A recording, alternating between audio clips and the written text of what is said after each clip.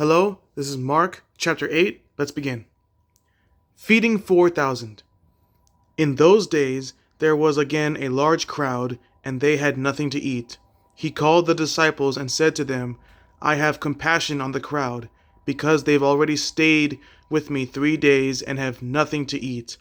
If I send them home hungry, they will collapse on the way. And some of them have come a long distance. His disciples answered him, Where can anyone get enough bread here in this desolate place to feed these people? How many loaves do you have? He asked them. 7, they said. He commanded the crowd to sit down on the ground.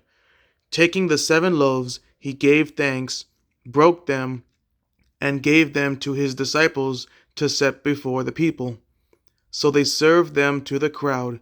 They also had a few small fish, and after he had blessed them, he said these were to be served as well. They ate and were satisfied. Then he collected 7 large baskets of leftover pieces. About 4,000 were there. He dismissed them, and he immediately got into the boat with his disciples and went to the district of Dalmanutha. The leaven of the Pharisees and Herod. The Pharisees came and began to argue with him, demanding of him a sign from heaven to test him. Sighing deeply in his spirit, he said, Why does this generation demand a sign? Truly I tell you, no sign will be given to this generation. Then he left them, got back into the boat, and went to the other side. The disciples had forgotten to take bread and had only 1 loaf with them in the boat. Then he gave them strict orders. Watch out! Beware of the leaven of the Pharisees and the leaven of Herod. They were discussing among themselves that they did not have any bread. Aware of this, he said to them, Why are you discussing the fact you have no bread? Don't you understand or comprehend? Do you have hardened hearts? Do you have eyes and not see? Do you have ears and not hear? And do you not remember? When I broke the 5 loaves for the 5,000, how many baskets full of leftovers did you collect? 12, they told him. When I broke the 7 loaves for the 4,000, how many baskets full of pieces did you collect? 7, they said. And he said to them, Don't you understand yet? Healing a blind man. They came to Bethsaida. They brought a blind man to him and begged him to touch him. He took the blind man by the hand and brought him out of the village. Spitting on his eyes and laying his hands on him, he asked him, Do you see anything? He looked up and said, I see people. They look like trees walking. Again, Jesus placed his hands on the man's eyes. The man looked away intently, and his sight was restored, and he saw everything clearly. Then he sent him home, saying, Don't even go into the village.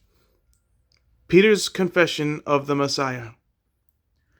Jesus went out with his disciples to the villages of Caesarea Philippi, and on the road he asked his disciples, Who do people say that I am?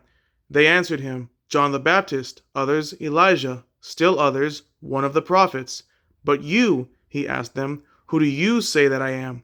Peter answered him, You are the Messiah. And he strictly warned them to tell no one about him. His death and resurrection predicted.